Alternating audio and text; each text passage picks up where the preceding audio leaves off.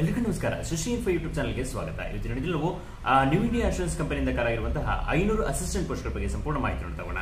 ಈ ಪೋಸ್ಟ್ಗೆ ಏನು ಕ್ವಾಲಿಫಿಕೇಶನ್ ಇದೆ, ಅಪ್ಲಿಕೇಶನ್ ಹಾಕೋದಕ್ಕೆ ಯಾವಾಗ ಪ್ರಾರಂಭ ಆಗುತ್ತೆ, ಅದೇ ತರ ಯಾವಾಗ ಕೊನೆಯ ದಿನಾಂಕ ಇದೆ, ಅಪ್ಲಿಕೇಶನ್ ಹೇಗೆ ಹಾಕೋದು, ಅದರ ಸಂಪೂರ್ಣ ಮಾಹಿತಿನ ಈ ವಿಡಿಯೋದಲ್ಲಿ ನೋಡ್ತಾ ಹೋಗುತ್ತೆ. ಬನ್ನಿ ವಿಡಿಯೋನ ಪ್ರಾರಂಭ ಮಾಡೋಣ. ವಿಡಿಯೋ ಪ್ರಾರಂಭ ಮಾಡೋದಕ್ಕಿಂತ ಮುಂಚೆ ಇದೇ ಮೊದಲನೇ ಬಾರಿಗೆ ನಮ್ಮ ಚಾನಲ್ಗೆ ಬಿಟ್ಟಿದ್ರೆ ತಪ್ಪದೆ ಸಬ್ಸ್ಕ್ರೈಬ್ ಮಾಡಿ ಅಂತ ಕೇಳ್ಕೊಳ್ತಾ ವಿಡಿಯೋನ ಪ್ರಾರಂಭ ಮಾಡೋಣ. The New India assurance company limited a government of India undertaking ಅಂತೇಳಿ ಇದು ನ್ಯೂ ಇಂಡಿಯಾ ಅಶ್ಯೂರೆನ್ಸ್ ಕಂಪನಿ ಭಾರತ ಸರ್ಕಾರದಲ್ಲಿರುವಂತಹ ಒಂದು ಅಧಿಕೃತವಾದ ಕಂಪನಿಯಾಗಿದೆ. ಇವರು 500 ಅಸಿಸ್ಟೆಂಟ್ ಪೋಸ್ಟ್ಗಳಿಗೆ ನೇಮಕಾತಿಗೆ ಅಧಿಸೂಚನೆ ಹೊರಡಿಸಿದ್ದಾರೆ. ಅಧಿಕೃತವಾದ ಅಧಿಸೂಚನೆ 16 ಡಿಸೆಂಬರ್ 2024 ಹೊರಡಿಸಿರೋದು. ಏನೇನು ಡೀಟೇಲ್ಸ್ ಇದೆ ನೋಡ್ತಾ ಹೋಗೋಣ. The new India assurance company limited a leading public sector general insurance company invites application for the recruitment of 500 assistant from the open market ಅಂತೇಳಿ ಅಂದರೆ 500 ಅಸಿಸ್ಟೆಂಟ್ ಪೋಸ್ಟ್ಗಳಿಗೆ ಕಾಲ್ ಮಾಡ್ತಾ ಇದೆ ಒಂದು ಪಬ್ಲಿಕ್ ಸೆಕ್ಟರ್ಲ್ಲಿರುವಂಥ ಜನರಲ್ ಇನ್ಶೂರೆನ್ಸ್ ಕಂಪನಿ ಅಂತೇಳಿ. ಎಷ್ಟೆಷ್ಟು ಕ್ವಾಲಿಫಿಕೇಶನ್ ನೋಡ್ತಾ ಹೋಗೋಣ. ಇಲ್ಲಿ state union territory wise vacancies ಅಂತೇಳಿ ಕೊಟ್ಟಿದ್ದಾರೆ. ಇದು ಪ್ರಾವಿಷನಲ್, ತಾತ್ಕಾಲಿಕ ವೇಕೆನ್ಸಿ ಆಗುತ್ತೆ. ಇದು ಹೆಚ್ಚು ಆಗೋದು ಕೂಡ ಕಡಿಮೆ ಆಗೋಕ್ಕೆ ಚಾನ್ಸಸ್ ಇರುತ್ತೆ. ಅದು ಇದು ಏನು ಆ ಕಂಪನಿಗೆ ಬಿಟ್ಟಂತಹ ವಿಷಯ ಆಗಿರುತ್ತೆ. ಓಕೆ, ಇಲ್ಲಿ ನೋಡ್ತಾ ಹೋಗೋಣ. ಇಲ್ಲಿ ಅಂಡಮಾನ್ ನಿಕೋಬಾರ್ ಅಂತೇಳಿ ಕೊಟ್ಟಿದ್ದಾರೆ. ಅಲ್ಲಿಗೆ language, regional language Hindi, English ಗೊತ್ತಿರಬೇಕಾಗುತ್ತೆ. ಇಲ್ಲಿ ಟೋಟಲ್ 2 ಪೋಸ್ಟ್ಗಳನ್ನ ಕೊಟ್ಟಿದ್ದಾರೆ. ಇದು ಔಟ್ ಆಫ್ ಈಚದಲ್ಲಿ ಸರ್ವಿಸ್ ಮೆನಿಗೆ ಎಷ್ಟಿದೆ, ಅದೇ ಥರ ಫಿಸಿಕಲಿ ಚಾಲೆಂಜ್ ಪರ್ಸನ್ಗೆ ಎಷ್ಟಿದೆ ಅಂತ ಕೂಡ ಡಿವೈಡ್ ಮಾಡ್ತಾ ಇದ್ದಾರೆ. ಅಲ್ಲಿ SC ಎಷ್ಟಿದೆ, ST, OBC, EWS ಇವರಿಗೆ ಎಷ್ಟೆಷ್ಟು ಪೋಸ್ಟ್ ಇದೆ ಕೂಡ ಡಿವೈಡ್ ಮಾಡಿದರೆ ಬೇರೆ ಬೇರೆ ಸ್ಟೇಟಲ್ಲಿ ಬೇರೆ ಬೇರೆ ಥರದ ವೇಕೆನ್ಸೀಸ್ ಇದೆ, ಅಂದರೆ ಬೇರೆ ಬೇರೆ ಸಂಖ್ಯೆಯ ವೇಕೆನ್ಸೀಸ್ ಇದೆ, ಎಷ್ಟೆಷ್ಟು ವೇಕೆನ್ಸೀಸ್ ಇದೆ. ಇಂಪಾರ್ಟೆಂಟ್ ಇಲ್ಲಿ ಅಂಶ ಏನಂದರೆ ಇಲ್ಲಿ ಲ್ಯಾಂಗ್ವೇಜ್ ಅಂತ ಹೇಳಿಕೊಟ್ಟಿದ್ದಾರೆ. ಆ ಸ್ಟೇಟಿಗೆ ನೀವು ಅಪ್ಲೈ ಮಾಡ್ತೀರಂದರೆ ಆ ಸ್ಟೇಟಿನ ರೀಜನಲ್ ಲ್ಯಾಂಗ್ವೇಜ್ ನಿಮಗೆ ಪರ್ಫೆಕ್ಟ್ ಬರಬೇಕಾಗುತ್ತೆ. ಅದು ಕೂಡ ಇಂಪಾರ್ಟೆಂಟ್. ಇಲ್ಲಿ ಸ್ಟೇಟ್ ಆರ್ ಯೂನಿಯನ್ ಟೆರಿಟರಿ ಕೊಟ್ಟು 2ನೇ ಕಾಲಮಲ್ಲಿ ಲ್ಯಾಂಗ್ವೇಜ್ ಕೊಟ್ಟಿದ್ದಾರೆ. ಆ ಲ್ಯಾಂಗ್ವೇಜ್ ನಿಮಗೆ ಬರ್ತಿರಬೇಕಾಗುತ್ತೆ. ಆ ಲ್ಯಾಂಗ್ವೇಜ್ ಬಂದರೆ ನೀವು ಆ ಸ್ಟೇಟಿಗೆ ಸ್ಟೇಟಿಗೆ ಇರೋ ಪೋಸ್ಟಿಗೆ ಕಾಂಪಿಟೇಷನ್ ಮಾಡ್ಬೋದಾಗುತ್ತೆ. ಆಂಧ್ರ ಪ್ರದೇಶದಲ್ಲಿ ತೆಲುಗು ಲ್ಯಾಂಗ್ವೇಜ್ ಬಂದರೆ ನಿಮಗೆ 10 ಪೋಸ್ಟ್ಗಳಿವೆ. ಅರುಣಾಚಲ್ ಪ್ರದೇಶದಲ್ಲಿ ಕೂಡ 2 ಪೋಸ್ಟ್ ಇದೆ. ಅಸ್ಸಾಮಲ್ಲಿ 6 ಪೋಸ್ಟ್ಗಳಿದೆ. ಬಿಹಾರಲ್ಲಿ 2 ಪೋಸ್ಟ್ ಇದೆ. ಹಿಂದಿ ಲ್ಯಾಂಗ್ವೇಜ್ ಬರಬೇಕಾಗುತ್ತೆ. ಚಂಡೀಗಢಲ್ಲಿ ಹಿಂದಿ, ಪಂಜಾಬಿ 2 ಲ್ಯಾಂಗ್ವೇಜ್, ಹಿಂದಿ ಅಥವಾ ಪಂಜಾಬಿ ಅಂತೇಳಿ ಕೊಟ್ಟಿದ್ದಾರೆ. ಇಲ್ಲಿ 5 ಪೋಸ್ಟ್ಗಳಿವೆ. ಛತ್ತೀಸ್ಗಢಲ್ಲಿ ಅಲ್ಲಿ ಹಿಂದಿ ಅಂತೇಳಿ ಕೊಟ್ಟಿದ್ದಾರೆ. 20 ಪೋಸ್ಟ್ಗಳಿದ್ದಾವೆ. ದೆಹಲಿಯಲ್ಲಿ ಹಿಂದಿ ಬರಬೇಕಾಗುತ್ತೆ. 12 ಪೋಸ್ಟ್ಗಳಿದ್ದಾವೆ. ಗೋವಾದಲ್ಲಿ ಕೊಂಕಣಿ ಅಂತೇಳಿ ಕೊಟ್ಟಿದ್ದಾರೆ. 8 ಪೋಸ್ಟ್. ಗುಜರಾತಿ ಲ್ಯಾಂಗ್ವೇಜ್ ಬರಬೇಕಾಗುತ್ತೆ. 50 ಪೋಸ್ಟ್. ಹರಿಯಾಣ ಹಿಂದಿ ಲ್ಯಾಂಗ್ವೇಜ್ ಬರಬೇಕಾಗುತ್ತೆ. 5 ಪೋಸ್ಟ್ಗಳು. ಹಿಮಾಚಲ್ ಪ್ರದೇಶ್ ಹಿಂದಿ ಬರಬೇಕಾಗುತ್ತೆ. 2 ಪೋಸ್ಟ್ ಇದೆ. ಜಮ್ಮು ಆ್ಯಂಡ್ ಕಾಶ್ಮೀರಲ್ಲಿ 4 ಪೋಸ್ಟ್ಗಳಿದ್ದಾವೆ. ಅಲ್ಲಿಗೆ ನಿಮಗೆ ಹಿಂದಿ ಅಥವಾ ಉರ್ದು ಬರಬೇಕಾಗುತ್ತೆ. ಜಾರ್ಖಂಡ್ನಲ್ಲಿ ಹಿಂದಿ ಬರಬೇಕಾಗುತ್ತೆ. ಅದೇ ಥರ 2 ಪೋಸ್ಟ್ಗಳಿದ್ದಾವೆ. ಕರ್ನಾಟಕದಲ್ಲಿ ಇಂಪಾರ್ಟೆಂಟ್ ನೋಡ್ತಾ ಹೋಗೋಣ. ಇಲ್ಲಿ ಕರ್ನಾಟಕದಲ್ಲಿ ಎಷ್ಟು ಪೋಸ್ಟ್ಗಳಿದ್ದಾವೆ ಅಂತೇಳಿ ಇಲ್ಲಿ ನೋಡ್ತಾ ಹೋಗಿ. ಕರ್ನಾಟಕದಲ್ಲಿ ನಮಗೀಗ ಇಲ್ಲಿ ಇಂಪಾರ್ಟೆಂಟ್ ಮಾರ್ಕ್ ಮಾಡ್ತಾ ಹೋಗೋಣ. ಕರ್ನಾಟಕದಲ್ಲಿ ಒಟ್ಟು 50 ಪೋಸ್ಟ್ಗಳಿದ್ದಾವೆ. ನೀವು ಕನ್ನಡ ಲ್ಯಾಂಗ್ವೇಜ್ ನಿಮಗೆ ಪರ್ಫೆಕ್ಟಾಗಿ ಬರೋದಾದ್ರೆ ನೀವು ಕರ್ನಾಟಕದಲ್ಲಿರುವಂಥ ಪೋಸ್ಟ್ಗಳಿಗೆ ಕಾಂಪಿಟೇಷನ್ ಮಾಡ್ಬೋದಾಗುತ್ತೆ. ಇಲ್ಲಿ ಕನ್ನಡ ಲ್ಯಾಂಗ್ವೇಜ್ 50 ಪೋಸ್ಟ್ಗಳಿದ್ದಾವೆ. 50 ಪೋಸ್ಟ್ಗಳಲ್ಲಿ ಇಲ್ಲಿ ಡಿವೈಡ್ ಮಾಡ್ತಾ ಇದ್ದಾರೆ ಎಷ್ಟು ಪೋಸ್ಟ್ಗಳಿದ್ದಾವೆ ಅಂತೇಳಿ. ಇಲ್ಲಿ 12 ಪೋಸ್ಟ್ಗಳು SCಗೆ ಅಂತ ಇದೆ. ಅದೇ ಥರ 8 ಪೋಸ್ಟ್ಗಳು STಗೆ ಇದೆ. 5 ಪೋಸ್ಟ್ಗಳು EWSಗೆ ಇದೆ. 5 ಪೋಸ್ಟ್ಗಳು OBCಗೆ ಇದೆ. ಅದೇ ಥರ 5 ಪೋಸ್ಟ್ಗಳು EWSಗೆ. URಗೆ 20 ಪೋಸ್ಟ್ಗಳಿದೆ. Total 50 post. ಹೆಚ್ಚು ಪೋಸ್ಟ್ಗಳಿದೆ ಅಂತ ತಗೋಣ. 50 ಪೋಸ್ಟ್ಗಳು ಇಲ್ಲಿ ಕರ್ನಾಟಕಕ್ಕೆ ಕಾಲಾಗಿದೆ. ನಿಮಗೆ ಕನ್ನಡ ಬಂದರೆ ನೀವು ಈ 50 ಪೋಸ್ಟ್ಗಳಿಗೂ ಕೂಡ ಕಾಂಪಿಟೇಷನ್ ಮಾಡ್ಬೋದಾಗುತ್ತೆ. ಕ್ಯಾಟಗರಿ ವೈಸ್ ಕೂಡ ಡಿವೈಡ್ ಮಾಡ್ತಿದ್ದಾರೆ. ಅದೇ ಥರ ಕೇರಳಕ್ಕೆ ನೀವು ಅಪ್ಲೈ ಮಾಡಬೇಕಂದ್ರೆ ಮಲಯಾಳಂ ಲ್ಯಾಂಗ್ವೇಜ್ ಬರಬೇಕಾಗುತ್ತೆ. 40 ಪೋಸ್ಟ್ಗಳಿದ್ದಾವೆ. ಮಧ್ಯಪ್ರದೇಶಕ್ಕೆ ಹಿಂದಿ ಬರಬೇಕಾಗುತ್ತೆ. 40 ಪೋಸ್ಟ್ಗಳಿದ್ದಾವೆ. ಮಹಾರಾಷ್ಟ್ರ ಇಲ್ಲಿ ನೋಡೋಣ, ಹೈಯೆಸ್ಟ್ ಪೋಸ್ಟ್ ಇದೆ. ಇಲ್ಲಿ ಮಹಾರಾಷ್ಟ್ರಕ್ಕೆ ನೀವು ಅಪ್ಲೈ ಮಾಡೋದಾದರೆ ಮರಾಠಿ ಲ್ಯಾಂಗ್ವೇಜ್ ಬರಬೇಕಾಗುತ್ತೆ. 105 ಪೋಸ್ಟ್ಗಳಿದ್ದಾವೆ. ಮಣಿಪುರಿ ಲ್ಯಾಂಗ್ವೇಜ್ ಬರಬೇಕಾಗುತ್ತೆ. 1 ಪೋಸ್ಟ್ ಇದೆ. ಮೇಘಾಲಯ ಗಾರೋ ಲ್ಯಾಂಗ್ವೇಜ್ ಬರಬೇಕಾಗುತ್ತೆ. 1 ಪೋಸ್ಟ್ ಇದೆ. ಮಿಜೋರಾಮಲ್ಲಿ ಮಿಜೋ ಲ್ಯಾಂಗ್ವೇಜ್ ಬರಬೇಕಾಗುತ್ತೆ. 2 ಪೋಸ್ಟ್ಗಳಿದ್ದಾವೆ. ನಾಗಾಲ್ಯಾಂಡಿಗೆ ನೀವು ಅಪ್ಲೈ ಮಾಡಬೇಕಂದ್ರೆ ಇಂಗ್ಲೀಷ್ ಬರಬೇಕಾಗುತ್ತೆ.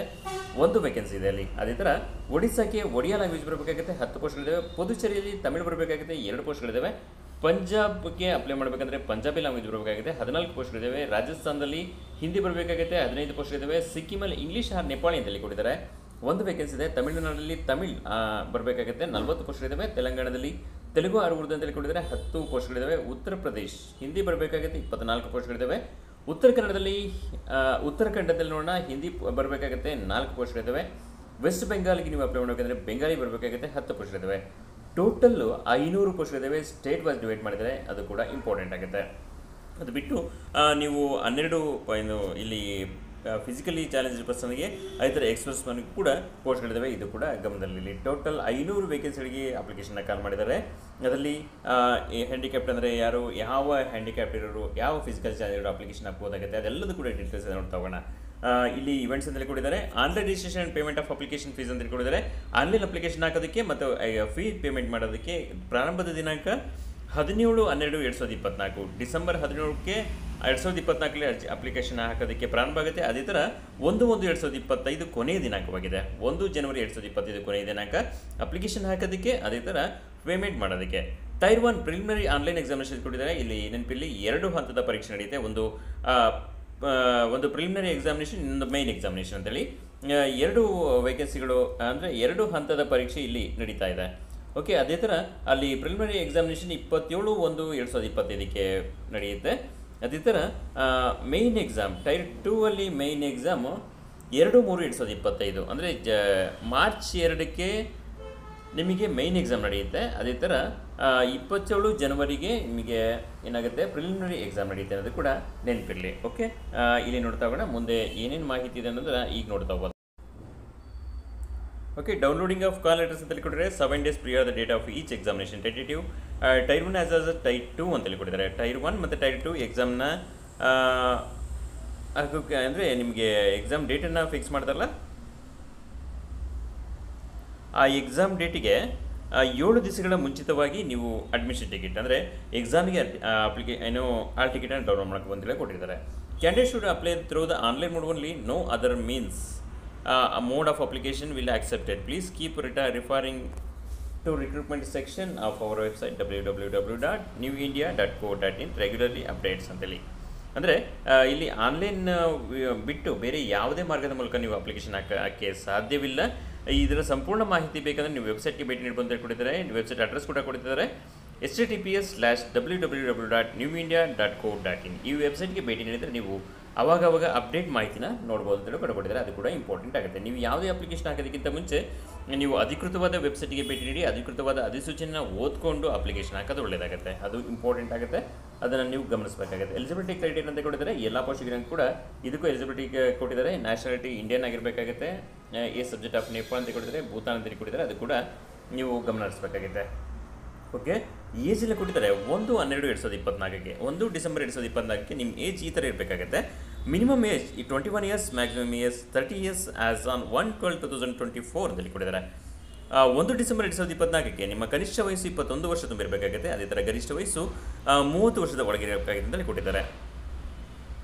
ಇಲ್ಲಿ relaxation of upper age limit ಅಂತೇಳಿ ಕೊಟ್ಟಿದ್ದಾರೆ. ನಿಮಗೆ ಏಜಲ್ಲಿ ರಿಲ್ಯಾಕ್ಸೇಷನ್ ಕೊಡ್ತಾರೆ. ಅದು ಯಾರ್ಯಾರಿಗೆ ಅಂತೇಳಿ ಕೊಟ್ಟಿದ್ದಾರೆ. ಶೆಡ್ಯೂಲ್ ಕ್ಯಾಸ್ಟ್, ಶೆಡ್ಯೂಲ್ ಟ್ರೈಬ್ ಆದರೆ 5 ವರ್ಷಗಳ ರಿಯಾಯಿತಿ ಇದೆ.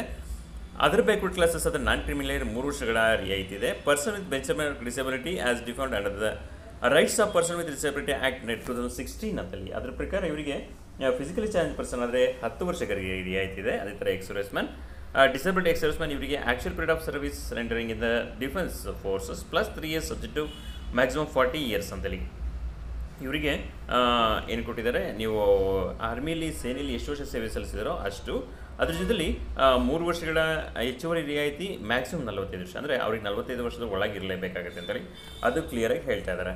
Widow divorced women, legally separate women, their husbands who have not remarried ಅವರಿಗೆ 5 years ಇದೆ. Existing employees of the new India assurance company limited ಅವರಿಗೂ ಕೂಡ 5 ವರ್ಷ ಇದೆ. ಅಂದರೆ ಆಲ್ರೆಡಿ ನ್ಯೂ ಇಂಡಿಯಾ ಅಶ್ಯೂರೆನ್ಸ್ ಕಂಪನಿಲಿ ವರ್ಕ್ ಮಾಡಿದರೆ ಅಂಥವ್ರಿಗೆ ಪೋಸ್ಟಿಗೆ ಏನಾದರೂ ಕಾಂಪಿಟೇಷನ್ ಮಾಡ್ತೀವಿ ಅಂದರೆ ಅವರಿಗೆ 5 ವರ್ಷಗಳ ಏಜಲ್ಲಿ ರಿಯಾಯಿತಿನೂ ಕೂಡ ಕೊಡ್ತಿದ್ದಾರೆ. ಓಕೆ, ಇಲ್ಲಿ ನೋಟಿದೆ, ಅದನ್ನು ಕೂಡ ನೋಡ್ತಾ ಹೋಗೋದೈತೆ. ಇಲ್ಲಿ ಇಂಪಾರ್ಟೆಂಟ್ ಎಜುಕೇಷನ್ ಕ್ವಾಲಿಫಿಕೇಷನ್ ಎಷ್ಟಿದೆ ನೋಡ್ತಾ ಹೋಗೋಣ. ಎಜುಕೇಷನ್ ಕ್ವಾಲಿಫಿಕೇಷನ್ ಏನಾಗಿರ್ಬೇಕಂದ್ರೆ the candidate must have possess the minimum qualification of graduation in any discipline from a recognized university or any equivalent qualification recognized such as the central government. The candidate should have passed in English as one of the subject at SSC bar HSC bar intermediate bar graduation level. ಅಂದರೆ ನಿಮ್ಮದು degree pass ಆಗಿರಬೇಕಾಗತ್ತೆ. ಯಾವುದೇ ವಿಷಯದಲ್ಲಾದರೂ ಕೂಡ ಪದವಿ pass ಆಗಿರಬೇಕಾಗತ್ತೆ. ಅದು ಯೂನಿವರ್ಸಿಟಿಯಿಂದ recognise ಆಗಿರೋ ಯೂನಿವರ್ಸಿಟಿಯಲ್ಲಿ ನೀವು ಪದವಿನ pass ಆಗಿರಬೇಕಾಗುತ್ತೆ. ಅದ್ರ ಜೊತೆಲಿ ನೀವು SSC ಅಂತೇಳಿ ಕೊಟ್ಟಿದ್ದಾರೆ, ಸೀನಿಯರ್ ಸೆಕೆಂಡರಿ ಸರ್ಟಿಫಿಕೇಟ್ಸ್ ಅಂತೇಳಿ. ನೀವು ಹೈಸ್ಕೂಲು ಅಥವಾ PUC ಅಥವಾ ಡಿಗ್ರಿಲಿ ಇಂಗ್ಲೀಷ್ ಸಬ್ಜೆಕ್ಟ್ ಒಂದನ್ನು ಕಂಪಲ್ಸರಿಯಾಗಿ ಓದಿರ್ಬೇಕಂತಲೇ ಕೊಟ್ಟಿದ್ದಾರೆ. ನೀವು ಇಂಗ್ಲೀಷ್ ಓದಿಲ್ಲ ಅಂದರೆ ಈ ಪೋಸ್ಟಿಗೆ ಅಪ್ಲಿಕೇಶನ್ ಆಗೋಕ್ಕೆ ಎಲಿಜಿಬಲ್ ಇಲ್ಲ. ನೀವು ಡಿಗ್ರಿ ಪಾಸ್ ಆಗಿರ್ತಾರೆ ಆದರೆ ಇಂಗ್ಲೀಷಲ್ಲೂ ಓದಿಲ್ಲ ಅಂದರೆ ಈ ಪೋಸ್ಟಿಗೆ ಎಲಿಜಿಬಲ್ ಇಲ್ಲ. ಅದು ಕೂಡ ನೆನಪಿರಲಿ. Okay, knowledge of reading, writing and speaking regional language of the state duty against the vacancies which candidate wishes to apply is essential. ನಾವು ಆಗಲೇ ಹೇಳ್ದಂಗೆ ನೀವು ಯಾವ ಪೋಸ್ಟಿಗೆ ಯಾವ ಸ್ಟೇಟಿಗೆ ಅಪ್ಲೈ ಮಾಡ್ತೀರೋ ಆ ಸ್ಟೇಟ್ನ ಪ್ರಾದೇಶಿಕ ಭಾಷೆ ರೀಜನಲ್ ಲ್ಯಾಂಗ್ವೇಜ್ ನಿಮಗೆ ಬರಬೇಕಾಗಿದೆ. ರೀಜನಲ್ ಲ್ಯಾಂಗ್ವೇಜ್ ಯಾವ್ಯಾವುದು ಅಂತ ಕೂಡ ಆ ಪೋಸ್ಟಿನ ಮುಂದೆ ಮೆನ್ಷನ್ ಮಾಡಿದರೆ ಟೇಬಲಲ್ಲಿ ಮತ್ತೊಂದು ಸಾರಿ ಗಮನಿಸಿ. ಓಕೆ, ಡೆಫಿನೇಷನ್ಸ್ ಕೊಟ್ಟಿದ್ದಾರೆ. ಎಕ್ಸ್-ಸರ್ವಿಸ್ಮನ್ ಅಂದರೆ ಯಾರು ಅಂತೇಳಿ, person with bench mark disability ಅಂತೇಳಿ ಯಾರು ಅಂತೇಳಿ ಕೂಡ ಕೊಟ್ಟಿದ್ದಾರೆ. ಅದನ್ನು ಕೂಡ ನೋಡ್ತಾ ಹೋಗಿ. Guidelines for the person with disability using A scribe ಅಂತೇಳಿ. ನೀವು ಫಿಸಿಕಲಿ ಚಾಲೆಂಜ್ ಪರ್ಸನ್ ಆಗಿದ್ರೆ ನೀವು ಸ್ಕ್ರೈಬನ್ನು ಯೂಸ್ ಮಾಡ್ಕೋಬೋದು. ಆ ಸ್ಕ್ರೈಬನ್ನು ಯೂಸ್ ಮಾಡ್ಕೊಂಡಿಗೆ ರೂಲ್ಸ್ನ ಕೂಡ ಕೊಟ್ಟಿದ್ದಾರೆ. ಅದನ್ನು ಕೂಡ ನೋಡ್ತಾ ಹೋಗೋದಕ್ಕೆ ಇಲ್ಲಿ ನೋಟಿಫಿಕೇಶನ್ ಸಂಪೂರ್ಣವಾದ ಮಾಹಿತಿ ಇರುತ್ತೆ. ಆ ನೋಟಿಫಿಕೇಶನ್ ಡೌನ್ಲೋಡ್ ಮಾಡ್ಕೊಳ್ಳಿ. ಆ ನೋಟಿಫಿಕೇಶನ್ ಲಿಂಕ್ ಕೂಡ ನಮ್ಮದು ಡಿಸ್ಕ್ರಿಪ್ಷನ್ ಬಾಕ್ಸಲ್ಲಿ ಇರುತ್ತೆ. ಆ ಲಿಂಕ್ ಮೇಲೆ ಕ್ಲಿಕ್ ಮಾಡಿದ್ರೆ ನೋಟಿಫಿಕೇಶನ್ ಓಪನ್ ಆಗುತ್ತೆ. ಅದನ್ನು ನೀವು ಕ್ಲೀನಾಗಿ ಓದ್ಕೊಂಡು ಅಪ್ಲಿಕೇಶನ್ ಹಾಕಬೇಕಾಗುತ್ತೆ. ಎಕನಾಮಿಕ್ ಲಿಬಿಕಲ್ ಸೆಕ್ಷನ್ ಅಂದರೆ ಯಾರು ಅಂದರೆ ಕೊಟ್ಟಿದ್ದಾರೆ. ಇಲ್ಲಿ ನೆಕ್ಸ್ಟ್ ಇಲ್ಲಿ ಬರ್ತಾ ಇದೆ ಪ್ರೀ ಎಕ್ಸಾಮಿನೇಷನ್ ಟ್ರೈನಿಂಗ್ ಆನ್ಲೈನ್ ಅಂತೇಳಿ. ಇಲ್ಲಿ ನಿಮಗೆ ಎಕ್ಸಾಮಿಗೆ ಸ್ವಲ್ಪ ಕೋಚಿಂಗ್ ಕೂಡ ಕೊಟ್ಟಿದ್ದಾರೆ. ಎಕ್ಸಾಮಿನೇಷನ್ ಐಡಿಯಾ ಬರುತ್ತೆ, ಇದನ್ನು ಕೂಡ ಯೂಸ್ ಮಾಡ್ಕೋಬೋದು. ಯಾರಿಗೆ ಅಂದರೆ SC ST OBC ಕ್ಯಾಟಗರಿಗೆ, ಫಿಸಿಕಲಿ ಚಾಲೆಂಜ್ ಪರ್ಸನ್ಗೆ who wish to avail a benefit of online pre examination training may indicate the same while applying online ಅಂತೇಳಿ. ನೀವು ಈ ಪ್ರೀ ಎಕ್ಸಾಮಿನೇಷನ್ ಕೋಚಿಂಗನ್ನು ತಗೊಳ್ತೀರಾ ಅಂತ ಅಂದ್ಕೊಂಡ್ರೆ ನೀವು ಆನ್ಲೈನ್ ಅಪ್ಲಿಕೇಶನ್ ಹಾಕ್ಬೇಕಾದ್ರೆ ಮೆನ್ಷನ್ ಮಾಡ್ಕೋಬೇಕಾಗುತ್ತೆ. ಇದು ಆನ್ಲೈನಲ್ಲಿ ನಡೆಯುವಂಥ ಒಂದು ಕೋಚಿಂಗ್, ನೀವು ಸಂಪೂರ್ಣವಾಗಿ ಯೂಸ್ ಮಾಡ್ಕೋಬೋದು. ಓಕೆ, ಇಲ್ಲಿ ಕೂಡ ಕೊಡ್ತಿದ್ದಾರೆ. Continue the candidates are required to refer recruitment section of our website www.nvidia.co.in for details. The candidate who have applied on online training will be intimated through the registered email ID or SMS. Please note that by merely attending an online pre-examination training, no candidates acquire any rights to be offered employment in the company. ಅಂದರೆ ನೀವು pre examination training ಕೊಡ್ತಾ ಇದ್ದಾರೆ ಅಂದರೆ ನಿಮಗೆ ಕಂಪನಿಲಿ ಕೆಲಸ ಸಿಕ್ತು ಅಂತಲೇ ಅನ್ಕೋಬೇಡಿ. ಇದು ಕೋಚಿಂಗ್ ಮಾತ್ರ ಅಂತೇಳಿ ಕೂಡ ಕೊಡ್ತಿದ್ದಾರೆ. ಸೆಲೆಕ್ಷನ್ ಪ್ರೊಸೀಜರ್ ಹೇಗೆ ಸೆಲೆಕ್ಷನ್ ಮಾಡ್ತಾರೆ ಅಂತ ನೋಡ್ತಾ. The selection process will consist online test, preliminary and main examination. Candidates qualifying the main examination will be further short list for regional language test before the final selection ಅಂತೇಳಿ. ಇಲ್ಲಿ ಎರಡು ಹಂತದ ಪರೀಕ್ಷೆ ಇದೆ. ಅದು ಆನ್ಲೈನ್ ಟೆಸ್ಟ್ ಅಂತೇಳಿ ಕೊಟ್ಟಿದ್ದಾರೆ. ನೆನಪಿರಲಿ ನಿಮಗೆ, ಆನ್ಲೈನ್ ಎಕ್ಸಾಮ್ ನಡೆಯುತ್ತೆ ಪ್ರಿಲಿಮಿನರಿ ಮತ್ತು ಮೇನ್ ಎಕ್ಸಾಮಿನೇಷನ್. ಪೂರ್ವಭಾವಿ ಪರೀಕ್ಷೆ ಮತ್ತು ಮುಖ್ಯ ಪರೀಕ್ಷೆ ಅಂತ 2 ಹಂತದ ಪರೀಕ್ಷೆ ನಡೆಯುತ್ತೆ. ಆ ಪರೀಕ್ಷೆಯಲ್ಲಿ ಅರ್ಹರಾದವರಿಗೆ ಪ್ರಾದೇಶಿಕ ಭಾಷೆಯ ಪರೀಕ್ಷೆಯನ್ನು ನಂತರದಲ್ಲಿ ನಡೆಸಿದ್ದು ಕೂಡ ಕೊಟ್ಟಿದ್ದಾರೆ. ಓಕೆ, ದ ಟೈರ್ 1 ಅಲ್ಲಿ ಪ್ರಿಲಿಮಿನರಿ ಎಕ್ಸಾಮಿನೇಷನ್ ಹೇಗಿರುತ್ತೆ ನೋಡ್ತಾ ಹೋಗೋಣ. ಆನ್ಲೈನ್ ಆಬ್ಜೆಕ್ಟಿವ್ ಟೆಸ್ಟ್ ಅಂತೇಳಿ ಕೊಟ್ಟಿದ್ದಾರೆ. ಆಬ್ಜೆಕ್ಟಿವ್ ಟೈಪ್ ಕ್ವಶನ್ಸ್ ಇರುತ್ತೆ, ಅದಕ್ಕೆ ನೀವು ಅಟೆಂಡ್ ಮಾಡಬೇಕಾಗಿದೆ. ಒಂದು ಪ್ರಶ್ನೆ ಇರುತ್ತೆ, 4 ಉತ್ತರಗಳಿರ್ತವೆ. ಆ 4 ಉತ್ತರಗಳಲ್ಲಿ ಒಂದನ್ನು ಸೆಲೆಕ್ಟ್ ಮಾಡ್ಕೋಬೇಕಾಗಿದೆ. ಅದು ಆಬ್ಜೆಕ್ಟಿವ್ ಟೈಪ್ ಎಕ್ಸಾಮಿನೇಷನ್. ಸಿಲೆಬಸ್ ಅಂದರೆ ಆ ಎಕ್ಸಾಮ್ ಹೇಗೆ ನಡೆಯುತ್ತೆ ಅಂತೇಳಿ. ಟೆಸ್ಟ್ ಆಫ್ ಇಂಗ್ಲೀಷ್ ಲ್ಯಾಂಗ್ವೇಜ್, ಅದರಲ್ಲಿ 30 ಕ್ವಶನ್ ಇರುತ್ತೆ, 30 ಮಾರ್ಕ್ಸ್ ಇರುತ್ತೆ, 20 ನಿಮಿಷದ ಸಮಯ ಇಂಗ್ಲೀಷೆಲ್ಲ ಇರುತ್ತೆ. ಇದು ಟೆಸ್ಟ್ ಆಫ್ ರೀಸನಿಂಗ್, ಇದು ನಂಬರ್ ಆಫ್ ಕ್ವಶನ್ಸ್ 35 ಕೊಟ್ಟಿದ್ದಾರೆ, ಮ್ಯಾಕ್ಸಿಮಮ್ ಮಾರ್ಕ್ಸ್ 35 ಕೊಟ್ಟಿದ್ದಾರೆ. 20 ಮಿನಿಟ್ಸ್ ಟೈಮ್ ಇರುತ್ತೆ, ಇಂಗ್ಲೀಷ್ ಹಿಂದಿಯಲ್ಲಿ ಇರುತ್ತೆ. ಟೆಸ್ಟ್ ಆಫ್ ನ್ಯೂಮರಿಕಲ್ ಎಬಿಲಿಟಿ ಅಂತ ಇದೆ, ಇದು 35 ಮಾರ್ಕ್ಸು, 35 ಪ್ರಶ್ನೆಗಳು, 20 ನಿಮಿಷದ ಸಮಯ, ಇಂಗ್ಲೀಷ್ ಹಿಂದಿಯಲ್ಲಿ ಇರುತ್ತೆ. ಟೋಟಲ್ 100 ಕ್ವಶನ್ಸ್ ಇರುತ್ತೆ, 100 ಅಂಕಗಳಿರುತ್ತೆ. ಇದನ್ನು ಕೂಡ ನೀವು ಗಮನಿಸಬೇಕಾಗುತ್ತೆ. Okay, main examination. The main examination for 250 marks would be 2 hours duration and will consist 5 section as follows ಅಂತೇಳಿ. ಅಲ್ಲಿ 3 ಸೆಕ್ಷನಲ್ಲಿತ್ತು, ಇದು 5 ಸೆಕ್ಷನಲ್ಲಿ ಕೊಟ್ಟಿದ್ದಾರೆ. ಇದು 250 ಅಂಕಗಳ ಪರೀಕ್ಷೆ. 200 ಕ್ವಶನ್ಗಳಿರುತ್ತೆ, 250 ಪರೀಕ್ಷೆ, 250 ಅಂಕಗಳ ಪರೀಕ್ಷೆ. ಇದರಲ್ಲಿ ಫಸ್ಟ್ ಕೊಟ್ಟಿದ್ದಾರೆ ಟೆಸ್ಟ್ ಆಫ್ ಇಂಗ್ಲೀಷ್ ಲ್ಯಾಂಗ್ವೇಜ್. ಇದು 40 ಕ್ವಶನ್ಸ್ ಇರುತ್ತೆ, 50 ಮಾರ್ಕ್ಸ್ ಇರುತ್ತೆ, 30 ಮಿನಿಟ್ಸ್ ಟೈಮ್, ಇಂಗ್ಲೀಷ್ ಎಲ್ಲ ಇರುತ್ತೆ. Test of reasoning 40 questions, 50 marks, 30 minutes time, English ಇದೆ. Test of numerical ability 40 questions, 50 marks, 30 minutes, English ಇದೆ. ಕಂಪ್ಯೂಟರ್ ನಾಲೆಡ್ಜ್ ಅಂತ ಕೊಟ್ಟಿದ್ದಾರೆ, ಅದು ಕೂಡ 40 ಮಾರ್ಕ್ಸ್ ಇರುತ್ತೆ, 40 ಕ್ವಶನ್ಸ್ ಇರುತ್ತೆ, 50 ಮಾರ್ಕ್ಸ್ ಇರುತ್ತೆ, 15 ಮಿನಿಟ್ಸ್ ಟೈಮ್ ಇರುತ್ತೆ, 15 ನಿಮಿಷಗಳ ಟೈಮಿಂಗ್ಸ್ ಇರುತ್ತೆ, ಇಂಗ್ಲೀಷ್ ಹಿಂದಿಲಿರುತ್ತೆ. Okay, test of general awareness ಅಂತ ಕೊಟ್ಟಿದ್ದಾರೆ, ಇದು ಕೂಡ 40 ಕ್ವಶನ್ಸ್ ಇರುತ್ತೆ, 50 ಅಂಕದ ಪರೀಕ್ಷೆ, 15 ನಿಮಿಷಗಳ ಸಮಯ, 15 ನಿಮಿಷಗಳ ಸಮಯ ಇದೆ, ಇಂಗ್ಲೀಷ್ ಹಿಂದಿಲಿರುತ್ತೆ. ಇಲ್ಲಿ ಟೋಟಲ್ ಕೊಡ್ತಾ ಇದ್ದಾರೆ 200 ಅಂಕಗಳು, 250 ಅಂಕಗಳು, 200 ಪ್ರಶ್ನೆಗಳು, 120 ನಿಮಿಷಗಳ ಸಮಯಾವಕಾಶ ಇದೆ.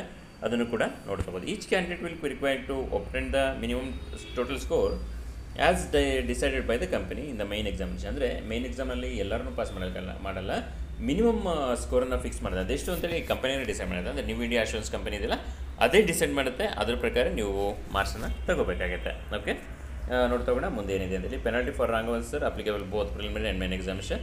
There will be penalty for wrong answers marked in the online objective test.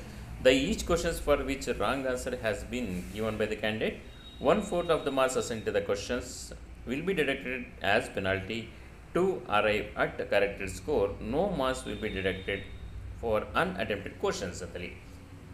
ಅಂದರೆ ಇಲ್ಲಿ ಪೆನಾಲ್ಟಿ ಅಂತ ಅಂದ್ಕೊಂಡ್ರೆ ನೀವು ಕಾಮನ್ ಆಗಿ ಯೋಚನೆ ಮಾಡ್ತಾ ಹೋಗಿ, ಇದು ನೆಗೆಟಿವ್ ಮಾರ್ಕಿಂಗ್ ಇರುವಂತಹ ಒಂದು ಪರೀಕ್ಷೆ. ನೀವು ತಪ್ಪು ಉತ್ತರಗಳನ್ನು ಬರೆದ್ರೆ ತಪ್ಪು ಉತ್ತರಗಳಿಗೆ ಅಂಕಗಳನ್ನು ಕಳೆಯಲಾಗುತ್ತೆ. ನೀವು ಪಡೆದುಕೊಂಡಿರುವ ಅಂಕದಲ್ಲಿ ಅಂಕಗಳನ್ನು ಕಳೆಯಲಾಗುತ್ತದೆ ತಪ್ಪು ಉತ್ತರಗಳನ್ನು ಬರೆದರೆ. ಇಲ್ಲಿ ಮತ್ತೊಂದು ಆಪ್ಷನ್ಸ್ ಕೊಟ್ಟಿದ್ದಾರೆ, ಅನ್ಅಟೆಂಪ್ಟೆಡ್ ಕ್ವಶನ್ಸ್ ಅಂತೇಳಿ. ನೀವು ಉತ್ತರಗಳನ್ನು ಮಾರ್ಕ್ ಮಾಡಿ ಅದು ತಪ್ಪಾಗಿದ್ದರೆ ಮಾರ್ಕ್ಸನ್ನು ಕಳೀತಾರೆ. ನೀವು ಕ್ವಶನ್ ಅಟೆಂಡೇ ಮಾಡಲಿಲ್ಲ ಅಂದರೆ ಅದಕ್ಕೆ ಯಾವುದೇ ಥರದ ಪೆನಾಲ್ಟಿ ಇಲ್ಲ, ನಿಮಗೆ ಮಾರ್ಕ್ಸನ್ನು ಕಳೆಯಿಲ್ಲ. ಅದಕ್ಕೋಸ್ಕರ ನೀವು ಗೊತ್ತಿರುವ ಆನ್ಸರ್ಗಳಿಗೆ ಸರಿಯಾಗಿ ಉತ್ತರವನ್ನು ಮಾರ್ಕ್ ಮಾಡಿ. ಓಕೆ, ಗೊತ್ತಿಲ್ಲ ಅಂದರೆ ಆ ಕ್ವಶನ್ ಹಾಗೆ ಖಾಲಿ ಬಿಡಿ, no problem. Okay, identification verification ಅಂತ ಕೊಟ್ಟಿದ್ದಾರೆ. ನಿಮ್ಮ ಆಧಾರ್ ಅಥವಾ ಅದನ್ನ ತೊಗೊಂಡೋಗ್ಬೋದು. ಬಯೋಮೆಟ್ರಿಕ್ ಡಾಟಾ ಕ್ಯಾಪ್ಚರಿಂಗ್ ಕೊಟ್ಟಿದ್ದಾರೆ. ನಿಮ್ಮದು ಬಯೋಮೆಟ್ರಿಕ್ ಕಾರ್ಡ್ ಅದನ್ನು ಏನು ಅಪ್ಲೈ ಮಾಡ್ತಾರೆ ಇಲ್ಲಿ. ರೀಜನಲ್ ಲ್ಯಾಂಗ್ವೇಜ್ ಟೆಸ್ಟ್ ಅಂತೇಳಿ, ರೀಜನಲ್ ಲ್ಯಾಂಗ್ವೇಜ್ ಟೆಸ್ಟ್ ಕೂಡ ಇಂಪಾರ್ಟೆಂಟ್ ಆಗಿದೆ. List of document produce with document at the time of regional language test ಅಂತೇಳಿ ಕೊಟ್ಟಿದ್ದಾರೆ. ನೀವು ಏನೇನು ಡಾಕ್ಯುಮೆಂಟ್ನ ಕೊಡಬೇಕಾಗುತ್ತೆ ಅದು ಕೂಡ ಇಂಪಾರ್ಟೆಂಟ್ ಆಗಿದೆ. ಬರ್ತ್ ಪ್ರೂಫನ್ನು ಕೊಡಬೇಕಾಗುತ್ತೆ, ಏಜ್ ಪ್ರೂಫನ್ನು ಕೊಡಬೇಕಾಗುತ್ತೆ, qualification proof, income proof, expense certificate ಯಾವ್ದಾರು ಇದ್ದರೆ ಇದರೆಲ್ಲ ಕೊಡಬೇಕಾಗುತ್ತೆ. ಓಕೆ, ನೆಕ್ಸ್ಟ್ ಇಂಪಾರ್ಟೆಂಟ್ ಪಾಯಿಂಟ್ ಇದೆ ಎಕ್ಸಾಮಿನೇಷನ್ ಸೆಂಟರ್. ಎಲ್ಲಿ ಎಕ್ಸಾಮ್ ನಡೆಯುತ್ತೆ ಅನ್ನೋದು ಕೂಡ ತುಂಬ ಇಂಪಾರ್ಟೆಂಟ್ ಆಗುತ್ತೆ. ಈಗ ಯಾವ್ಯಾವ ಸ್ಟೇಟಲ್ಲಿ ಅಪ್ಲಿಕೇಶನ್ ಕಾಲ್ ಮಾಡಿದ್ರು ಆ ಎಲ್ಲ ಸ್ಟೇಟಲ್ಲಿ ಕೂಡ ಎಕ್ಸಾಮ್ ನಡೆಯುತ್ತೆ. ಆದರೆ ಎಕ್ಸಾಮ್ ಸೆಂಟರ್ಸ್ ಯಾವುದು ಅಂತ ನೋಡೋಣ. ಇಲ್ಲಿ ಅಂಡಮಾನ್ ನಿಕೋಬಾರ್ ಐಲ್ಯಾಂಡ್ಸಲ್ಲಿ ಪೋರ್ಟ್ ಪ್ಲೇಯರ್ ಅಂತೇಳಿ ಕೊಟ್ಟಿದ್ದಾರೆ. ಪೋರ್ಟ್ ಪ್ಲೇಯರ್ ಅಂತೇಳಿ ಟೈರ್ 1 ಟೈರ್ 2 ಎರಡು ಕೂಡ ಅಲ್ಲೇ ನಡೆಯುತ್ತೆ ಅಂತೇಳಿ. ಓಕೆ, ಇಲ್ಲೆಲ್ಲದು ಕೂಡ ಬೇರೆ ಬೇರೆ ಸ್ಟೇಟಲ್ಲಿ ಕೊಟ್ಟಿದ್ದಾರೆ. ನೋಡ್ತಾ ಹೋಗೋಣ. ನಾವೀಗ ಕರ್ನಾಟಕದ ಕಡೆ ನೋಡ್ತಾ ಹೋಗೋಣ. ಕರ್ನಾಟಕದಲ್ಲಿ ಎಕ್ಸಾಮ್ ಸೆಂಟರ್ಗಳು ಬೆಳಗಾಂ, ಬೆಂಗಳೂರು, ಗುಲ್ಬರ್ಗ, ಹುಬ್ಬಳ್ಳಿ, ಧಾರವಾಡ, ಮಂಗಳೂರು, ಮೈಸೂರು, ಶಿವಮೊಗ್ಗ ಇಷ್ಟು ಸೆಂಟರ್ಗಳಿದ್ದಾವೆ. ಮೇನ್ ಎಕ್ಸಾಮ್ ಮಾತ್ರ ಬೆಂಗಳೂರಲ್ಲೇ ನಡೆಯುತ್ತೆ. ಪ್ರಿಲಿಮಿನರಿ ಎಕ್ಸಾಮ್ನಿಗೆ ಬೆಳಗಾಮು, ಬೆಂಗಳೂರು, ಗುಲ್ಬರ್ಗ, ಹುಬ್ಬಳ್ಳಿ, ಧಾರವಾಡ, ಮಂಗಳೂರು, ಮೈಸೂರು, ಶಿವಮೊಗ್ಗ ಇಷ್ಟು ಸೆಂಟರ್ಸನ್ನು ಕೊಡ್ತಾರೆ.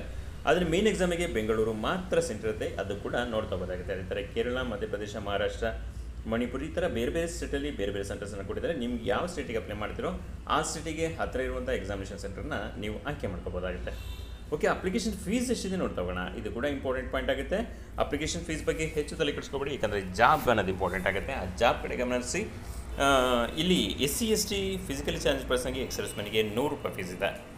ಅದೇ ಥರ all candidates other than SC ST PWD ex-servicemen ಇವ್ರನ್ನ ಬಿಟ್ಟು ಅಂದರೆ SC ST ಪರಿಶಿಷ್ಟ ಜಾತಿ, ಪರಿಶಿಷ್ಟ ಪಂಗಡ, ದೈಹಿಕ ಅಂಗವಿಕಲತೆಯರು, ಎಕ್ಸ್-ಸರ್ವಿಸ್ಮೆನ್ ಇವ್ರನ್ನ ಬಿಟ್ಟು ಉಳಿದವರು ಎಲ್ಲರಿಗೂ ಕೂಡ 850 ಫೀಸನ್ನು ಕೊಟ್ಟಿದ್ದಾರೆ. 850 ಫೀಸು ಎಲ್ಲ ಜನರಲ್ ಕ್ಯಾಟಗರಿಯವರಿಗೆ 850 ಫೀಸ್ ಇದೆ. SC ST PWD ಎಕ್ಸ್-ಸರ್ವಿಸ್ಮೆನ್ಗೆ 100 ರೂಪಾಯಿ ಫೀಸ್ ಇದೆ. ಅದು ಕೂಡ ನೋಡ್ತಿರಲಿ. ಹೌ ಟು ಅಪ್ಲೈದಲ್ಲಿ ಕೊಟ್ಟಿದ್ದಾರೆ. ಹೇಗೆ ಅಪ್ಲೈ ಮಾಡೋದಂದರೆ detail guideline procedure for application registration, payment of fees, scan and upload photograph, signature, left thumb impression, hand written declaration. ಇಲ್ಲಿ ಹ್ಯಾಂಡ್ ರಿಟನ್ ಡಿಕ್ಲರೇಷನ್ ಅಂದರೆ ಇಲ್ಲಿ ನೋಟಿಫಿಕೇಷನಲ್ಲಿ ಅದನ್ನು ನೀವು ಕೈಯಲ್ಲಿ ಬರೆದು ಅದನ್ನು ಸ್ಕ್ಯಾನ್ ಮಾಡಿ ಅಪ್ಲೋಡ್ ಮಾಡಬೇಕಾಗುತ್ತೆ. ನೀವು ಫೋಟೋ ಅಪ್ಲೋಡ್ ಗೊತ್ತಿದೆ, ನಿಮ್ಮ ಸಿಗ್ನೇಚರ್ ಅಪ್ಲೋಡ್ ಕೂಡ ಗೊತ್ತಿದೆ, ಲೆಫ್ಟ್ ಥಂಬ್ ಇಂಪ್ರೆಷನ್ ಅದು ಕೂಡ ಗೊತ್ತಿದೆ. ಅಪ್ಲಿಕೇಶನ್ ರಿಜಿಸ್ಟ್ರೇಷನ್ ಅಂತಿದೆ, ಅದು ಕೂಡ ನೋಡ್ತಾ ಬೇಕಾಗುತ್ತೆ. ನಿಮ್ಮ ಫೋಟೋ ಸಿಗ್ನೇಚರ್ ಎಷ್ಟು ಸೈಜ್ ಇರಬೇಕಂದ್ರೆ ಕೊಟ್ಟಿದ್ದಾರೆ, ಅದು ಕೂಡ ನೋಡ್ತಾ ಬೇಕಾಗುತ್ತೆ. ಇಲ್ಲಿ ಹೇಳಿದ್ನಲ್ಲ ಏನು ಅಂದರೆ ಡಿಕ್ಲರೇಷನ್ ಅಂದರೆ ಯಾವುದು ಅಂತೇಳಿ ಇಲ್ಲಿ ಕೊಡ್ತಾ ಇದ್ದಾರೆ. ನೋಡ್ತಾ ಹೋಗಿ ಡಿಕ್ಲರೇಷನ್ ಹೇಗಿದೆ ಅಂತೇಳಿ ಇಲ್ಲಿ ನೋಡ್ತಾ ಹೋಗೋದೈತೆ. ಇಲ್ಲಿ ಕಾಲಮ್ ಕೊಟ್ಟಿದ್ದಾರೆ. 4ನೇ ಕಾಲಮಲ್ಲಿ ಇಲ್ಲಿ ನೀವು ಮೆನ್ಷನ್ ಮಾಡ್ತಾಯಿದ್ದೀನಿ, ಅಂಡರ್ಲೈನ್ ಮಾಡ್ತಾಯಿದ್ದೀನಿ. ನೋಡ್ಕೊಳ್ಳಿ. ಐ ಅಂತೇಳಿ ಸ್ಟಾರ್ಟ್ ಆಗುತ್ತೆ, ಅಲ್ಲಿ ಡ್ಯಾಶ್ ಇದೆ. ಆ ಡ್ಯಾಶಲ್ಲಿ ನಿಮ್ಮ ಹೆಸರನ್ನ ಬರೆದು ಉಳಿದೆಲ್ಲ ಹೇಗಿದೆ ಹಾಗೆ ಬರೀ, ಹಾಗೆ ಬರೆದು ನೀವು ಅಪ್ಲೋಡ್ ಮಾಡಬೇಕಾಗುತ್ತೆ. ಅದು ಕೂಡ ಇಂಪಾರ್ಟೆಂಟ್ ಪಾಯಿಂಟ್ ಇಲ್ಲಿ. ಓಕೆ, ಇಲ್ಲೆಲ್ಲ ಕೂಡ ನೋಡ್ತಾ ಹೋಗೋದು. ಅಪ್ಲಿಕೇಶನ್ ಪ್ರೊಸೀಜರ್ ಕೊಟ್ಟಿದ್ದಾರೆ, ಅದನ್ನು ಕೂಡ ನೋಡ್ತಾ ಹೋಗೋದೈತೆ. ನೀವು ನ್ಯೂ ಇಂಡಿಯಾ ಅಶ್ಯೂರೆನ್ಸ್ ವೆಬ್ಸೈಟಿಗೆ ಭೇಟಿ ನೀಡಿದರೆ ಇಲ್ಲಿ ಅಪ್ಲೈ ಆನ್ಲೈನ್ ಅಂತ ಇರುತ್ತೆ. Click here for new registration ಅಂತದೆ, ಅದನ್ನು ಕ್ಲಿಕ್ ಮಾಡಿ ಆಮೇಲೆ ಸೇವ್ನೆಸ್ ಅಂತ ಕೊಡಿ, ಆಮೇಲೆ ಫೈನಲ್ ಸಬ್ಮಿಟ್ ಅಂತ ಕೊಡಿ. ಸಬ್ಮಿಟ್ ಮಾಡೋಕ್ಕಿಂತ ಮುಂಚೆ ನೀವು ಸರಿಯಾಗಿ ನೋಡಿ ಸಬ್ಮಿಟ್ ಮಾಡಿ. ಒಂದ್ಸರಿ ಸಬ್ಮಿಟ್ ಮಾಡಿದ್ರೆ ಮತ್ತೆ ಕರೆಕ್ಷನಿಗೆ ಅವಕಾಶ ಇದೆ ಇಲ್ಲಿ. ಆಮೇಲೆ ಪೇಮೆಂಟ್ ಆಪ್ಷನ್ಸ್ ಅಂತ ಬರುತ್ತೆ, ಪೇಮೆಂಟ್ ಮಾಡಿ. ಪೇಮೆಂಟ್ ಆನ್ಲೈನ್ ಮೋಡಲ್ಲಿ ಪೇಮೆಂಟ್ ಮಾಡ್ತಾ ಹೋಗೋದಾಗುತ್ತೆ. Payment of fees of online mode ಒಂದಿದೆ ಕೊಟ್ಟಿದ್ದಾರೆ. ನಿಮ್ಮದು ಗೂಗಲ್ ಪೇ, ಫೋನ್ಪೇ ಈ ಥರ UPI ಮೂಲಕ ಪೇ ಮಾಡ್ಬೋದು, ಅಥವಾ ಡೆಬಿಟ್ ಕಾರ್ಡ್, ಕ್ರೆಡಿಟ್ ಕಾರ್ಡ್ ಇದೆ ಅದು ಇದ್ರೂ ಕೂಡ ಅದರಲ್ಲೂ ಕೂಡ ಸ್ಕ್ಯಾನ್ ಮಾಡೋದಕ್ಕೆ, ಪೇ ಮಾಡೋದಕ್ಕೆ ಅವಕಾಶ ಇದೆ. ಓಕೆ, ನೋಡ್ತಾ ಹೋಗಿ. ಸಂಪೂರ್ಣ ಮಾಹಿತಿ ಇದೆ ಇಲ್ಲಿ. ಡಾಕ್ಯುಮೆಂಟ್ಸ್ ಹೇಗಿರಬೇಕು ಅವೆಲ್ಲವೂ ಕೂಡ ಕೊಟ್ಟಿದ್ದಾರೆ, ಅದೇ ಥರ ಇರಬೇಕಾಗಿದೆ. ಡೌನ್ಲೋಡ್ ಆಫ್ ಕಾಲ್ ಲೆಟರ್ ಅಂತ ಕೊಟ್ಟಿದ್ದಾರೆ. ಆ ಕಾಲ್ ಲೆಟರ್ಸ್ ಅಲ್ಲಿ ಅವರು ಡಿಸ್ಪ್ಲೇ ಮಾಡಿದ್ರು. 7 ದಿವಸಗಳ ಮುಂಚಿತವಾಗಿ ನಿಮಗೆ ಎಕ್ಸಾಮ್ ಡೇಟನ್ನು ಮೆನ್ಷನ್ ಮಾಡ್ತಾರೆ. ನಿಮಗೆ ಅದು ಇಮೇಲ್ ಬರ್ಬೋದು ಅಥವಾ SMS ಬರ್ಬೋದು, ಅಥವಾ ನೀವು ಆವಾಗವಾಗ ನ್ಯೂ ಇಂಡಿಯಾ ಅಶ್ಯೂರೆನ್ಸ್ ಕಂಪನಿ ವೆಬ್ಸೈಟನ್ನು ನೋಡ್ತಾ ಇದ್ದರೆ ಅಲ್ಲೂ ಕೂಡ ನೋಡ್ತಾ ಹೋಗೋದಾಗುತ್ತೆ. ಅಲ್ಲೂ ಕೂಡ ಎಲ್ಲ ಮಾಹಿತಿನ ಕೊಡ್ತಾ ಇರ್ತಾರೆ. ಅದನ್ನು ನೋಡಿಕೊಂಡು ನಿಮ್ಮ ಎಕ್ಸಾಮ್ ಡೇಟ್ ಯಾವಾಗಿದೆಯೋ ಅದಕ್ಕೆ 7 ದಿವಸಗಳ ಮುಂಚಿತವಾಗಿ ನಿಮ್ಮ ಕಾಲ್ ಲೆಟರ್ಸನ್ನು ಡೌನ್ಲೋಡ್ ಮಾಡಿ ಎಕ್ಸಾಮ್ನ ಅಟೆಂಡ್ ಮಾಡ್ಬೋದು.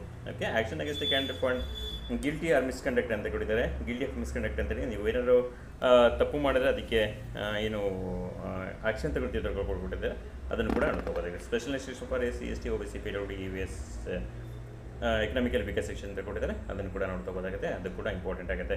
ಓಕೆ, ಅಪ್ಲಿಕೇಶನ್ ಹಾಕೋದಕ್ಕಿಂತ ಮುಂಚೆ ಇವೆಲ್ಲವೂ ಕೂಡ ನೋಡ್ಕೋಬೇಕಾಗುತ್ತೆ. ಅಪ್ಲಿಕೇಶನ್ ಹಾಕೋದಕ್ಕಿಂತ ಮುಂಚೆ ಇವೆಲ್ಲ ನೋಡ್ಕೊಂಡು ಅಪ್ಲಿಕೇಶನ್ ಹಾಕಿ ತಪ್ಪುಗಳು ಕಡಿಮೆ ಮಾಡಿಕೊಡಿ. ಓಕೆ, ತಪ್ಪು ಆಗಲೇಬಾರ್ದು. ಓಕೆ, ಎಮಲ್ಮೆಂಟ್ ಆಫ್ ಬೆನಿಫಿಟ್ಸ್ ಅಂತ ಕೊಟ್ಟಿದೆ. ಅಂದರೆ ಪೇ ಸ್ಕೇಲ್ ಎಷ್ಟಿದೆ, ಸ್ಯಾಲ್ರಿ ಎಷ್ಟಿದೆ ಅಂತ ನೋಡ್ತಾ ಹೋಗೋಣ. ಇಂಪಾರ್ಟೆಂಟ್ ಪಾಯಿಂಟ್ ಇಲ್ಲಿ ಬರ್ತಾ ಇದ್ದೀವಿ. ಸ್ಯಾಲ್ರಿ ಎಷ್ಟಿದೆ, ನೀವು ಅಪ್ಲಿಕೇಶನ್ ಫೀಸ್ ಅಷ್ಟೊಂದಿದೆ ಅಂತ ಅನ್ಕೋಬೇಡಿ. ಇಲ್ಲಿ ಸ್ಯಾಲ್ರಿನೂ ಕೂಡ ನೋಡ್ತಾ ಹೋಗಿ ಎಷ್ಟು ಸ್ಯಾಲ್ರಿ ಇದೆ ಅಂತೇಳಿ ನಾವು ಒಂದ್ಸರಿ ಇಲ್ಲಿ ನೋಡ್ತಾ ಹೋಗೋಣ. ಎಷ್ಟೆಷ್ಟು ಸ್ಯಾಲ್ರಿನ ಕೊಡ್ತಾ ಇದ್ದಾರೆ ನೋಡಿ. ಇಲ್ಲಿಗ ಪೇ ಸ್ಕೇಲ್ ಅಂತೇಳಿ ಕೊಟ್ಟಿದ್ದಾರೆ. ಇಲ್ಲಿ 22,405 ರೂಪಾಯಿಯಿಂದ ಪ್ರಾರಂಭವಾದ ಪೇ ಸ್ಕೇಲ್ 62,265 ರೂಪಾಯಿಗಳು ಕೂಡ ಮುಂದುವರಿಯುತ್ತೆ ಅಂತೇಳಿ. ಓಕೆ, ಇದು ಬೇಸಿಕ್ ಸ್ಯಾಲ್ರಿ ನೆನಪಿರಲಿ. 22,405 ರೂಪಾಯಿಂದ 62,265 ರೂಪಾಯಿಗೂ ಕೂಡ ಬೇಸಿಕ್ ಸ್ಯಾಲ್ರಿ ಇರುತ್ತೆ. ಇದರ ಜೊತೆಯಲ್ಲಿ ಟೋಟಲ್ ಎಮಲ್ಮೆಂಟ್ ವರ್ಕೌಟ್ ಅಪ್ರಾಕ್ಸಿಮೇಟ್ಲಿ 40,000 ಫಾರ್ ಮಂತಲ್ಲಿ ಕೊಟ್ಟಿದ್ದಾರೆ. ನೀವು ಟೋಟಲ್ ಸ್ಯಾಲ್ರಿ, ನೀವು ಅಂದಾಜು ಸ್ಯಾಲ್ರಿ ಒಂದು ತಿಂಗಳಿಗೆ 40,000 ರೂಪಾಯಿ ಆಗುತ್ತೆ ಸ್ಯಾಲ್ರಿ. ನೀವು ಈಗ ಅಪಾಯಿಂಟ್ ಆದ ತಕ್ಷಣವೇ ನಿಮಗೆ ಇಷ್ಟು ಸ್ಯಾಲ್ರಿ ಪ್ರಾರಂಭ ಆಗುತ್ತೆ. In the initial stage, a metro city or other allowances may vary depending upon the place of posting ಅಂತೇಳಿ. Apart from the allowances, other benefits such as lump sum and domiciliary and medical benefits, membership of group mediclaim policy or reimbursement of hospitalization, leave, travel subsidy and other staff welfare scheme would be as per the rules of the company ಅಂತೇಳಿ. ಇದೆಲ್ಲದನ್ನು ಕೊಡ್ತಾರೆ ನೋಡಿ. ಒಂದು ಒಳ್ಳೆ job, ಒಳ್ಳೆ salary ಇದೆ, ಒಳ್ಳೆ allowances ಕೂಡ ಕೊಡ್ತಾ ಇದ್ದಾರೆ. ಅದು ಒಂದೇ ಒಂದು ವೇರಿಯೇಷನ್ ಆಗುತ್ತೆ ಅಂತ ಕೊಡಿದ್ರೆ ಮೆಟ್ರೋ ಸಿಟಿ ಅದರ್ ಅಲೋವೆನ್ಸಸ್ ಅಂದರೆ ನಿಮಗೆ HR ಅಂತ ಅನ್ಕೊಂಡು ಅದೊಂದು ವೇರಿಯೇಷನ್ ಆಗಿದೆ, ಇನ್ನೆಲ್ಲದು ಕೂಡ ಸೇಮ್ ಇರುತ್ತೆ. ಓಕೆ, ಇದು ಕೂಡ ಇಂಪಾರ್ಟೆಂಟ್ ಪಾಯಿಂಟ್ ಆಗಿದೆ. ಈ ಥರ ಒಂದು ಸಂಪೂರ್ಣ ಮಾಹಿತಿ ಇರುವಂಥ ಒಂದು ವಿಡಿಯೋ ಇದಾಗಿದೆ. ಇದನ್ನು ನಾವು ಮತ್ತೆ ಮೆನ್ಷನ್ ಮಾಡ್ತಾ ಇದ್ದೀವಿ. ನೀವು ಈ ವಿಡಿಯೋ ನೋಡಿ ಅಪ್ಲೈ ಮಾಡೋದಕ್ಕಿಂತ ಮುಂಚೆ ನೀವು ವೆಬ್ಸೈಟಿಗೆ ಭೇಟಿ ನೀಡಿ. ಯಾವುದೇ ಜಾಬಿಗೆ ಅಪ್ಲಿಕೇಶನ್ ಹಾಕಿದ್ರು ಅದು ಅಧಿಕೃತವಾದ ವೆಬ್ಸೈಟ್ಗೆ ಭೇಟಿ ನೀಡಿ. ಆ ವೆಬ್ಸೈಟಲ್ಲಿರುವಂತಹ ನೋಟಿಫಿಕೇಷನ್ನ ಗಮನಿಸಿ. ಆ ನೋಟಿಫಿಕೇಷನ್ನ ಸಂಪೂರ್ಣವಾಗಿ ಓದಿ ಆಮೇಲೆ ಅಪ್ಲಿಕೇಶನ್ ಹಾಕೋದು ಒಳ್ಳೆಯದಾಗುತ್ತೆ. ನೋಡಿ, ಇದು ಅಧಿಕೃತವಾದ ಅಧಿಸೂಚನೆ ಇಲ್ಲಿ ಸಿಗ್ತಾ ಇದೆ. ಇದರ ಲಿಂಕ್ ಕೂಡ ನಮ್ಮ ವಿಡಿಯೋದ ಡಿಸ್ಕ್ರಿಪ್ಷನ್ ಬಾಕ್ಸಲ್ಲಿರುತ್ತೆ. ಅದನ್ನು ಕೂಡ ನೋಡಿ ನೀವು ಆ ವೆಬ್ಸೈಟ್ಗೆ ಭೇಟಿ ನೀಡಿ ಅಪ್ಲಿಕೇಶನ್ ಹಾಕೋದು ಒಳ್ಳೆಯದಾಗುತ್ತೆ. ಮುಂದೆ ಯಾವ ಫಾರ್ಮೇಟು ಯಾವ ಥರ ಇರಬೇಕಾಗುತ್ತೆ ಎಲ್ಲ ಡೀಟೇಲ್ಸ್ ಇದೆ, ನೋಡ್ತಾ ಹೋಗಿ. ಒಂದು ಒಳ್ಳೆ ಪೋಸ್ಟಿಗೆ ಕಾಲ್ ಮಾಡಿದೆ the new India assurance company. Degree ಕಾಲಿರುವಂಥ ಒಂದು ಒಳ್ಳೆ ಪೋಸ್ಟ್ ಇದಾಗಿದೆ. ಎಲ್ಲರೂ ಕೂಡ ಆದಷ್ಟು ಬೇಗ ಅಪ್ಲಿಕೇಶನ್ ಹಾಕಿ ಎಕ್ಸಾಮ್ಗೆ ಪ್ರಿಪೇರ್ ಆಗಿ. ಮುಂದಿನ ವಿಡಿಯೋದಲ್ಲಿ ಮತ್ತೆ ಭೇಟಿಯಾಗೋಣ. ಎಲ್ಲರಿಗೂ ಕೂಡ ಧನ್ಯವಾದಗಳು.